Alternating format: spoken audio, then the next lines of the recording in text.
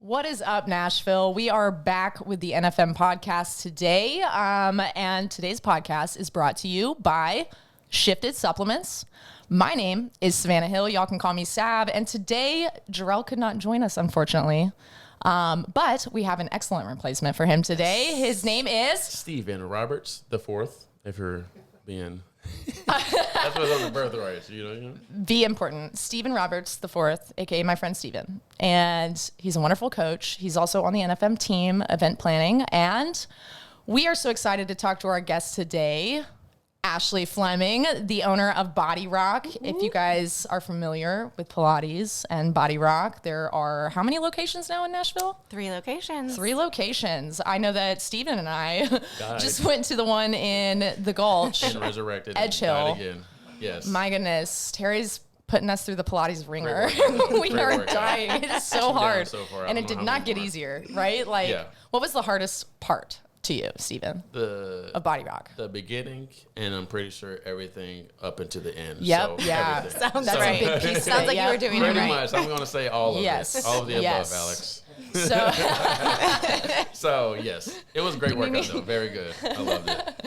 well, we're glad to be here with you guys today.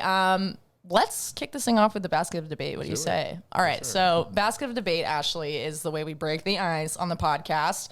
Essentially, it just has random things written on random pieces of paper. And we talk about it. Sometimes they're questions. Sometimes they're just statements. And we have another segment of the show that we'll do later called Stretch Your Intellect. And that's not so much like it's kind of like fun facts, but we'll get there when we get there. For now, let's have you choose the first one. Okay, here we go. And you choose one, Stephen, and I'll choose one. We might as well. Can I open it? Read it? Yes, absolutely. You'll be the first to read it. Go ahead. Ooh, good question. What's better, hot chocolate or chocolate milk? Ooh, that's hard. I'm going to let you go first. I like them both. I'm going to let you go first. Yeah. I think because I drink... Okay, let's talk protein. No, just one of them has more protein. Can you guess which one? No. Chocolate milk? Seriously? I guess you could have said, yeah. But whatever. Yes. Yeah. Chocolate milk. I wouldn't say it's like... Okay, you know what? Chocolate milk only because I can drink that on a hot day or a cold day, but hot chocolate, I'm not always like... It's not that refreshing, though. Right now for a would hot be day, a not. chocolate milk? Yeah, but it's Like better than crack hot one open? chocolate. I mean... True. But hot chocolate sends a message of, like, coziness, holiday. True, Like, I feel like it true. gives you happy... It does. feelings and inside. my brother used to make the best hot chocolate too. It's kind of his thing. Chocolate milk for you. Hot Chocolate chocolate. for you. What's your Yeah. vote? I'm going to go with neither because I don't drink either one of them. Why not? So... Lactose. Fun fact. I'm actually allergic to dairy, most dairy anyways. So, yeah, no What about milk, no cheese. hot chocolate oat milk? I haven't tried it. Might be worth Maybe. getting into. Starbucks, are you should listening? probably try that. I have your next seasonal holiday drink, Starbucks. We can do Yeah, pumpkin but, and, oat milk hot chocolate. That actually sounds really good. I like oat milk. No? No, I guess. I'm down to try it at least once, so we'll see. All right. Well, you heard it here first. The vote is tied. Neutral. They're both great. Out of Okay. 3 people. What is your say? Mine, okay, so. Natty or not, Jason Statham. Definitely Natty. I would say Natty. He's beautiful a man. freaking hardcore, like, I love that dude. from the muscles to the accent. 100% Unanimous. Natural. Yeah, Agree. there's no way he's not natural. I mean, like, you can look like that dude, and I've I honestly mean, seen I worse guess it's people. possible, but Yeah. I don't believe it. Yeah, I would say he's Natty, just off Yeah. of my first, perspective. Right. Observation. Yeah, that's what I would say too. He's a beast, though. What about you, Ashlye? I agree. Yeah, Yeah. I mean, he's a beautiful man. I feel like regardless if he is or isn't, people still love him. Yeah, Mostly he's women, great. But, He's great. You're one of Definitely, them. I am. Yes, One- not- those not people. one of the Not women. One of If the people. someone out there One of the listening, like, knows factually, not opinionated, but if you know for sure that he is not natty, I need to know so that I can, like, reevaluate my respect for him. But Oh wow. last one, I mean, I guess. Well, All right. If you had to be in a natural disaster, which would you prefer? So Kinda choose quest. your death. Oh my god. That's violent. We chose violence today. 100%. Jeez. None. 0. God, that's really hard. It's a lot of natural disasters. I would. Well, I mean, What about like a had to be flash one. flood? You get a little boat, you float down the river. That's a natural. I mean, wild. it's the It really biggest is, though. natural disaster, I but it guess. counts. What about Yeah. like hail or something? No, I don't. That's want not like that. a I feel like that's just a disaster. phenomenon. Like there's Like I think a disaster has to be something you could die in. You could die in a flash You can- flood. yeah. You can't. Die in a You're gonna hailstorm. die in a hailstorm. If it's Honestly, big enough, A hail hits you in the head.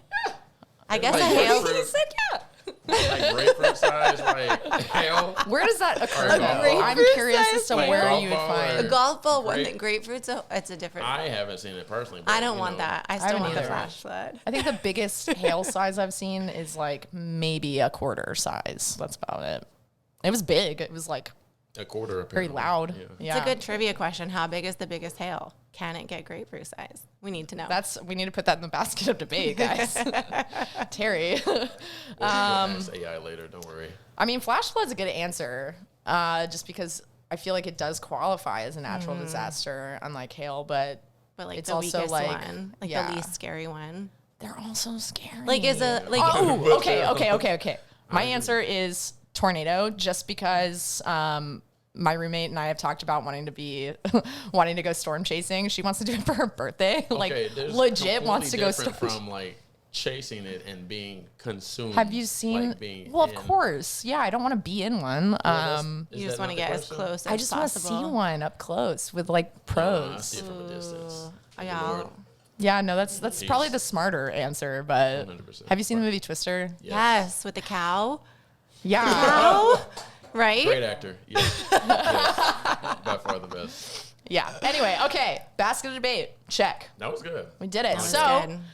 today, oh yes, our basket of debate is brought to you by our sponsor, Freshie. So sorry, Freshie. You guys are awesome and you've been sponsoring us for a hot minute and we love you guys. But yes, sponsored by Freshie, which is sparkling tequila seltzer. And we have drank this tequila seltzer on air and it's freaking delicious. It's so good. So I don't know if you guys have heard about that, like mom water, dad water, but it's like the new trend for like, Telling your kids type of thing. no, it's literally alcohol. Oh, it's but it's actually not called- seltzer.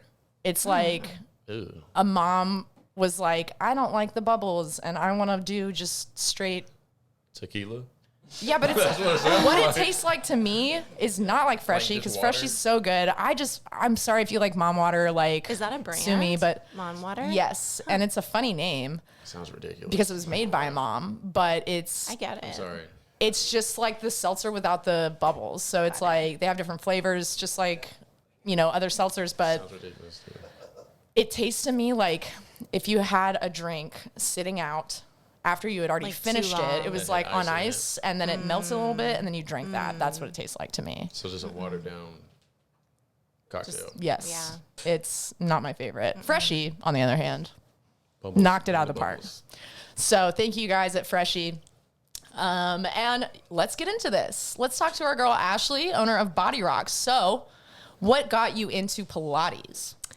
I got into Pilates one day having coffee with a friend, staring at her arms and asking her what the hell she was doing. Nice. She looked so ripped and good, and she actually had been trying a new studio in San Francisco called BodyRok. Awesome. And so I took my first class, and kind of like your experience, like 30 seconds in, I thought, there's no way I'm ever doing this again. It was so hard. It was so awful.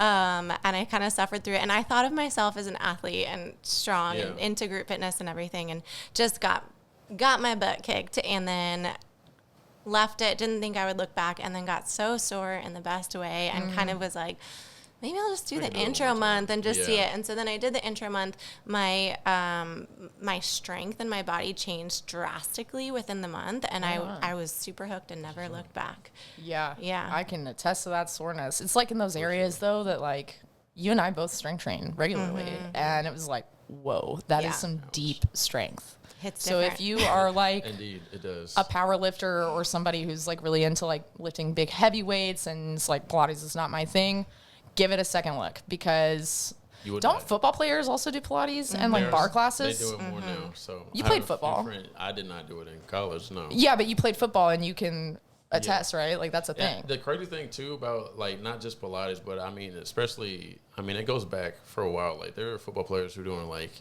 ballet, different things just to help on their like agility, their balance, their core stability and stuff like that. And so Pilates is, I wouldn't say the same thing, but to that extent, like it helps with the little core muscles that you don't regularly work on in the gym or, you know, strength training. For and sure. The stuff you like to do, it probably fixes those little leaks. Sure. Totally. And I think a lot of people wouldn't initially think that, but we do have some Titans players who come in and See, they feel like it totally helps them during training. My husband was a collegiate athlete. He was a rower, and so he trained for the Olympics and all these things. And so when I first started doing it, I kept trying to get him to do it because we used to work out together and do boot camps and things like that, and he just would not. He just had that stigma. It's Pilates. It's too easy. It's stupid, whatever.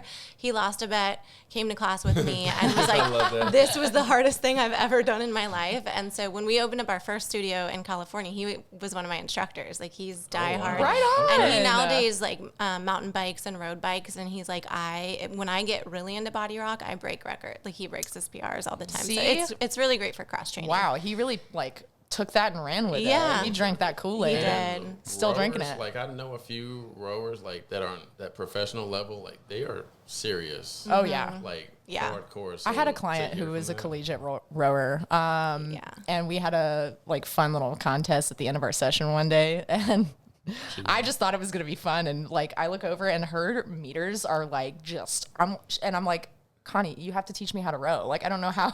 Yeah. How are you? She's like, I was a collegiate rower. And I'm like, why didn't you ever tell me that? Like and a that's pool when I shark, found and she out. was I've been like- training her for months, and I didn't know played you. that. Yeah, she did. She was a very soft-spoken person, but she worked hard. And then I found out why. Yeah.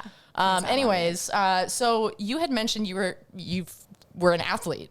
So before Pilates, what were you doing? So growing up, I danced and played softball. And then just as an adult, I never played in college, but as an adult, I just did all sorts of group fitness, got super into anything I could do. I hiked, I ran, berries, yoga, all of it. I love it. Right on. Yeah. Yeah. So- not super good self-motivated in the gym by myself. So get that. any sort of class, I I'm get like, that. I probably think a in. lot of people are that way. It's Yeah. really, even if you have been motivated by yourself, you can sometimes like fall out of it. That's me. That's why I say that, because like I like working out by myself. I don't mind it. And sometimes I'm really motivated to do that. But then I'll go through like phases periodically, like throughout the year, where I'm like, I am so bored doing like, this by myself. I need a group. I need something. something to just spice it up a Even little. if you are like that, like super motivated person, like to have someone like, because I played college football, like that's a team sport. So of course we're in there like kicking each other's butts, getting our butt kicked, and like seeing somebody that you work out with on a regular basis, like, come on, let's go. You know? And so it's just another, you know, additive that just gets that blood pumping, regardless of how It's motivated you are. The social aspect of it is real too. sure. I think there's a huge mental benefit to just being surrounded by other people and that energy and just kind of getting your cup filled in multiple ways. Not gonna lie. The social benefit is a little too much at times. Me being a coach at a group fitness players, I'm like, hey, you only have 5 minutes and you've been talking for 2. So Yeah. I we'll chat definitely. afterwards, you know. So we do private sometimes, but we love the group class environment because we're on the microphone. You can't really, you take breaks at your own rate, but you're not having conversations. And definitely have had those privates where I'm like, oh, you just wanted a therapist. Like you just want to hang out for an hour and tell me things. And so it's kind of nice in the group because we have to keep it go. We've got to get it all in. We've got 40 minutes to do it. So I don't ever understand. And it's still like, your 40 minutes, you know, like some people like to use that time to like, you know, you're the person I need to vent to. And, you know, that's fine to an extent. But, you know, if you really utilize it for you, you know. right. Do what? That's how I feel. Let the Let workout the be sweat the vent. cover the tears that are falling.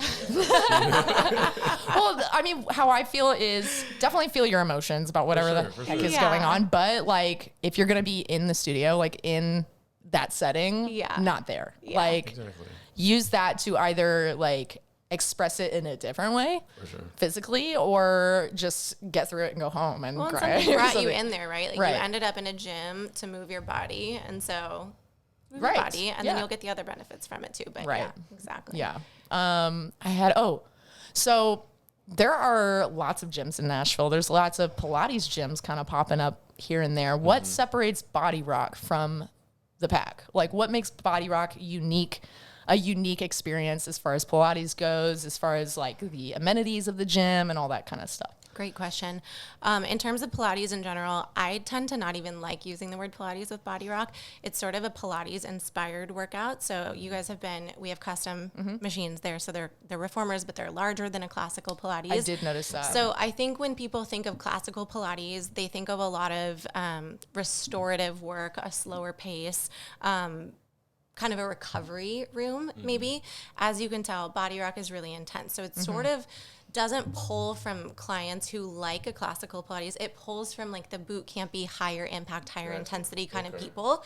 And so I think because of that, it's great because you get that high intensity, you get that rush, that high when you're done, but you also, it's low impact. So for me, the reason I love it is because when I turned 30, my body just started falling apart doing anything, like go for a run, and then I get plantar fasciitis, go do that, like pull my back. So it was always just like one ache and pain after another. So this, I feel like I actually get a really, really awesome workout, but without injuring my body. So I think in terms of Pilates, that's kind of what sets us apart. The classes are 40 minutes, but you for sure get an hour of work in those because we build the routine in such a way that the transitions are really smooth and seamless. So you're not sitting, having water, the instructor's up there telling you what's next. You're going from a forearm plank to a side plank to a lunge, and you're getting there as quickly as possible, moving as slowly as possible. So that time under tension is really what makes it hard. Yes. So it's a really just like efficient, effective way of working out. And then in terms of just like the other thing that sets us apart from, I think, any other studio, it's locally owned, right? So it's me.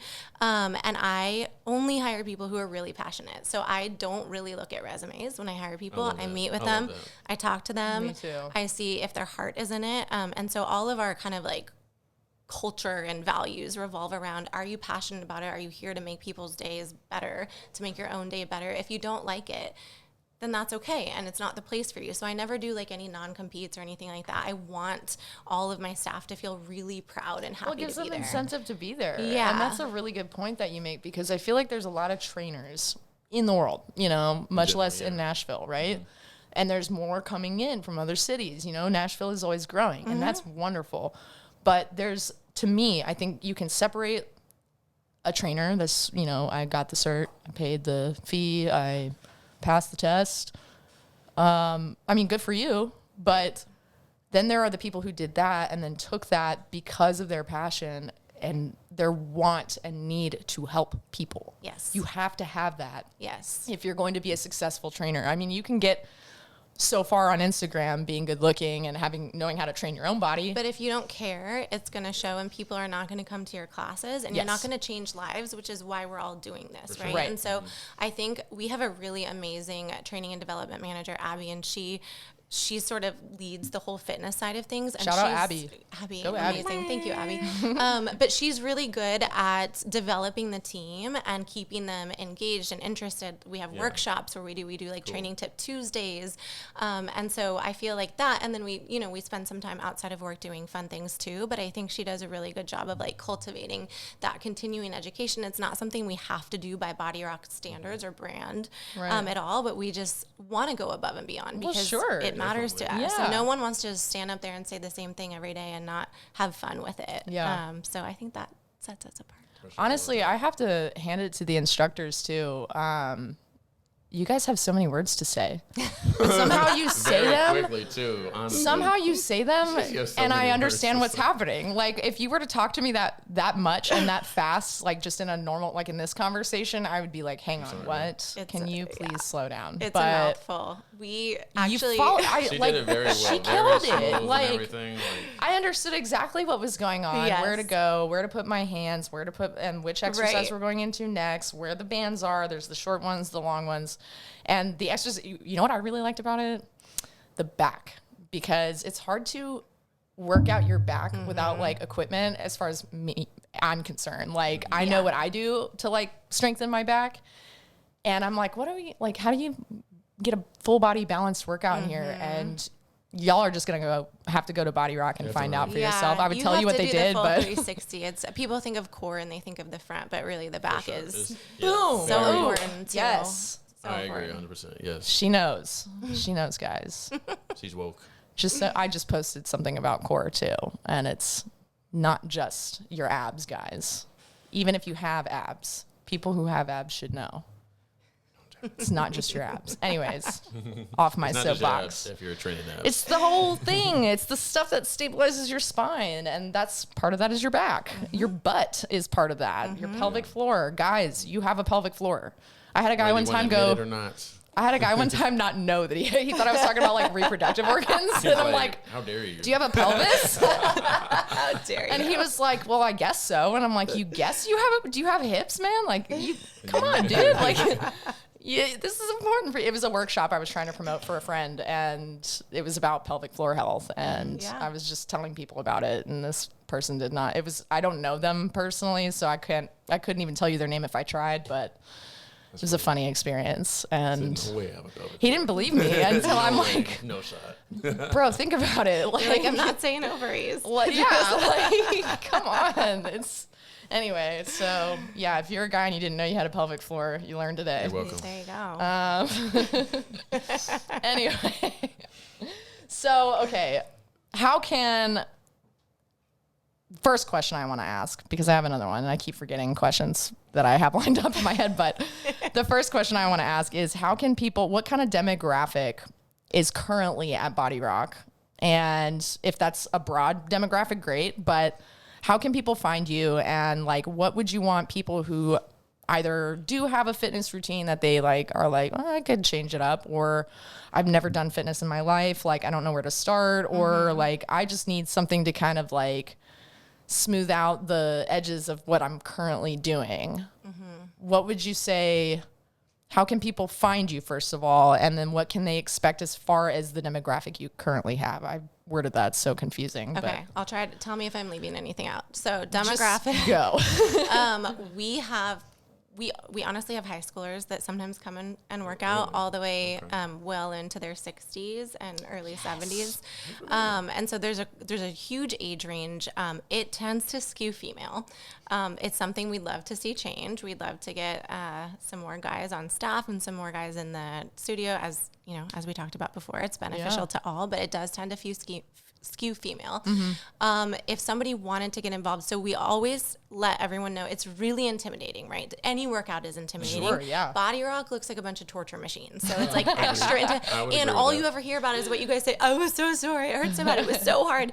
And so when you're hearing that, if you're gun shy about something, you're going to especially be worried about that. So I would just like to reiterate, all of our classes are all levels. When you come in as a new client, we really try to support you the best we can. We welcome you with open arms. We helicopter mom the heck out of you while you're in class. There's a million modifications. You can't do a plank, add on another spring. You still can't do it, go to your knees. Your wrists are hurting, go to your elbows. So there's lots of things.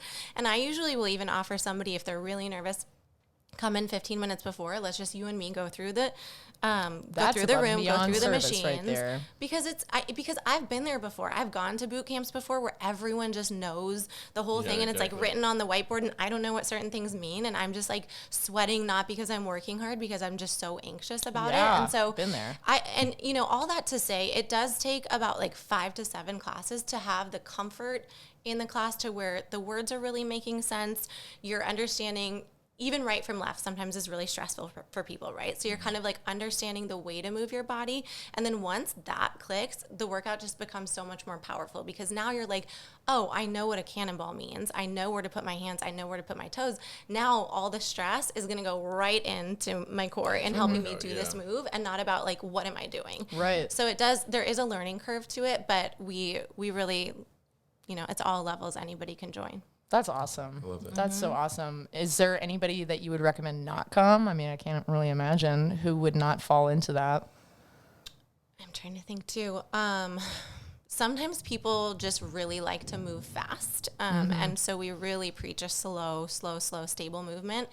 That's something that I think can be learned, but we definitely get clients in there where we're doing tricep dips, and I'm like, we're going to go 75% of the way up to keep the bend in the elbows, to keep the tension here, and we're going to take it down for 4 seconds.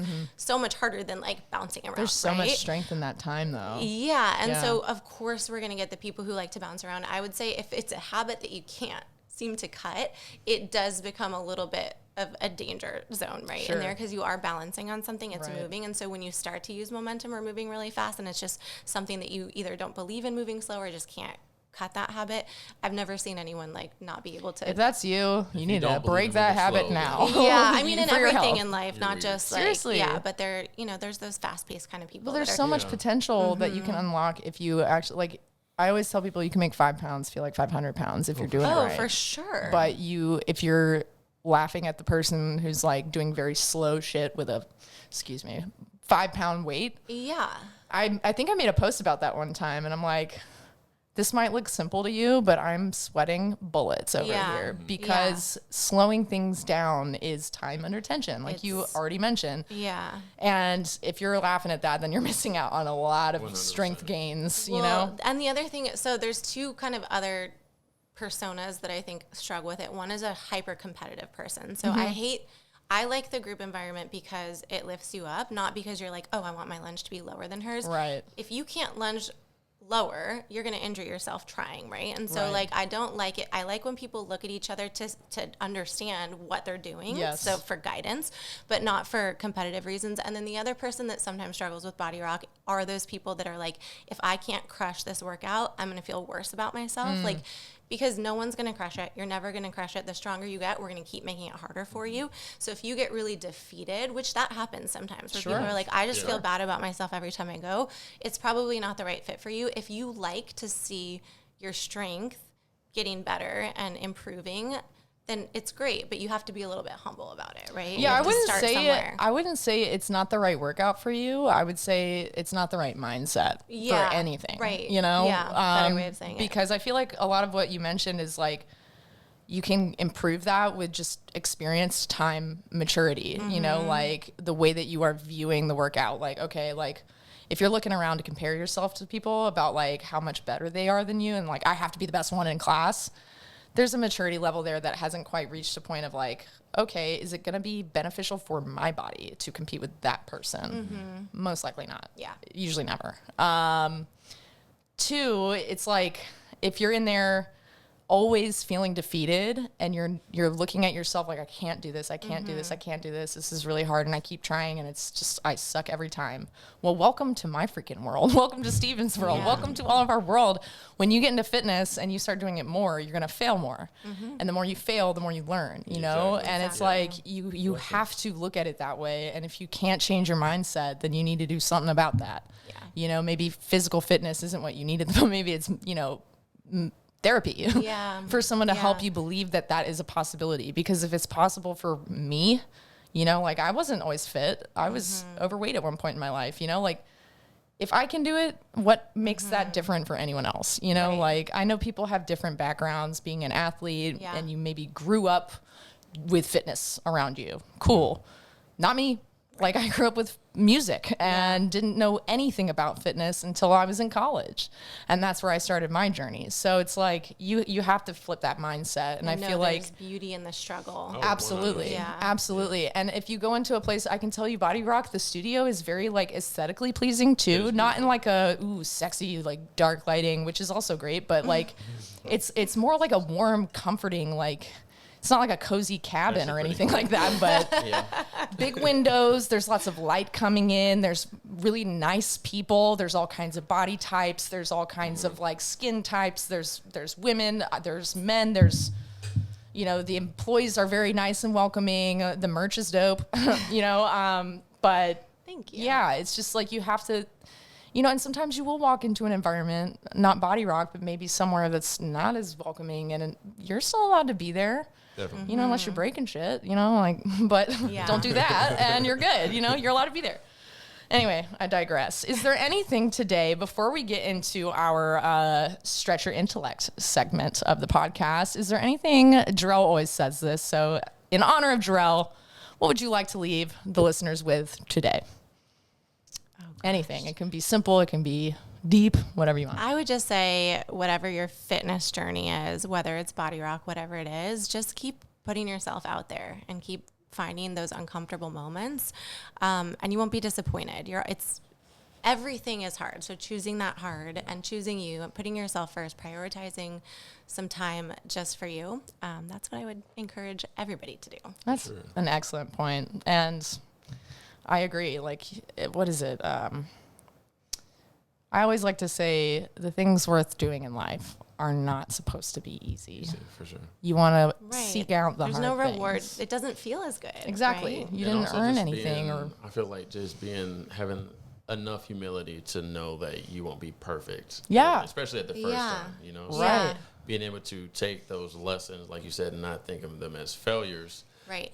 And building on top of that each time you go in, whether it's at BodyRok or some other group fitness or even personal training, to, you know, gradually build yourself up and, you know, be able to learn, be okay with learning. Yeah, And, if anything, you're the person doing that and being unafraid of like what they look like the first time they try something, or, you know what, I'm probably going to look really dumb, but I want to learn this, you know, and I'm here to learn and I'm here to be open-minded and whatever, I'll get better over time. That's the person that I'm always like more influenced by than the person that's like, I know how to do everything and I'm going to pretend like I know everything already. And it's such a life skill too. And to Yeah. your point, like, I mean, it's a lesson we're trying to teach our kids right now is they get so frustrated when they're bad at something, and everyone starts being bad at something. And so when you start to let your kids gravitate towards just their natural abilities, you're doing them a disservice. It's like, beat them at the card game. Like, you know, let them lose in a game of 100%. basketball. Like, they need to. I got 2 boys, and my youngest thinks he's like the best at everything. He's an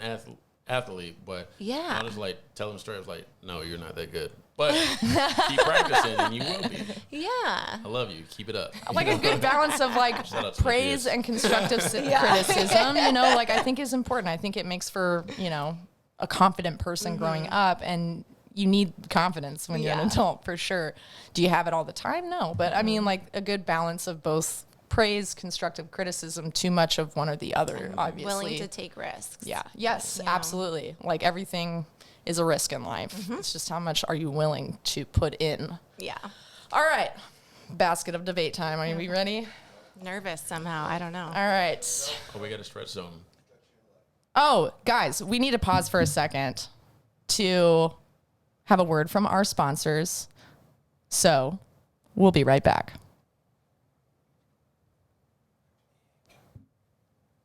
All right, and we are back. Completely missing the mark here on the podcast today. I'm so sorry to our sponsors, but we love you. And Stretch Your Intellect is brought to you by Stretch Zone Franklin. Let's get into it. You go first, Ashley, and then you go next. Oh, wait, that's the basket of debate. Sorry. Wow. Where's Jarrell? He usually does this. Okay. No, it's fine. I'm good. I'm an independent woman. All right. Here we go. And a girl. This is a lot of, okay. Do we want to do 3 of these? Because these are long. Only 2. We're only doing 2. A word from our producer. Here it is. Moon pies and RC Cola tradition in Bell Buckle, Tennessee. I was just talking about Bell Buckle, Tennessee anyway. A unique Southern tradition involves pairing moon pies with RC Cola. Okay. The town hosts the RC Moon Pie Festival annually to celebrate this sweet combination. Moon pies, a marshmallow-filled snack. That's fun fact. Marshmallow is the only word I ever spelled wrong in spelling tests growing up. I cried. Moon pies, a marshmallow spelled with an A, not an E. Stupid word. Marshmallow. Marshmallow. Yeah, I'll never forget it. Moon pies, a marshmallow-filled snack, and RC Cola have been enjoyed together for generations in the South, often called the working man's lunch. Well, that's gross. I'm not gonna lie, I'm a big fan of moon pies. I love moon pies. Love a good moon pie. But I guess, okay, pairing them, with them, yeah. like a wine pairing. Sure. Yeah, exactly. Do you pair anything else with things? Preface is I didn't tell you that these are little known facts about Tennessee. Okay. Oh, okay. We're doing Tennessee facts. Well, that is a cool fact. If you didn't know that moon pies are a Tennessee thing, that is. I did. That's okay. All I know they is that's still the made only RC store in the Cola. airport that I think is cool in our airport, What's that? other than Moon the pie store? massage Is place. a moon pie store in there? I didn't know. It's like it's technically like a gift shop. Like it's like the Nashville Go visit the airport again stop, soon. but I'm about to lose all credibility, street cred. I've never had a moon pie. You gotta I have know. one. I know. Let's get you one right after this. I'm hearing words that they might be terrible. I don't know. No. From The crazy moon, people. I just thought you were combining. I was reading it wrong because I was like, you know, overthinking the words, but I thought it was The combining marshmallow them. really threw you. It really did. That was a side of you I haven't yet I seen. went way back to Yeah, fifth grade, that man. was Let's- a dark flashback. Let's move on to the next one. I've had the dark ones, the natural disaster, Wait, the and then RC the Cola. flashback to, I used to drink RC Cola. I didn't know they were still a thing.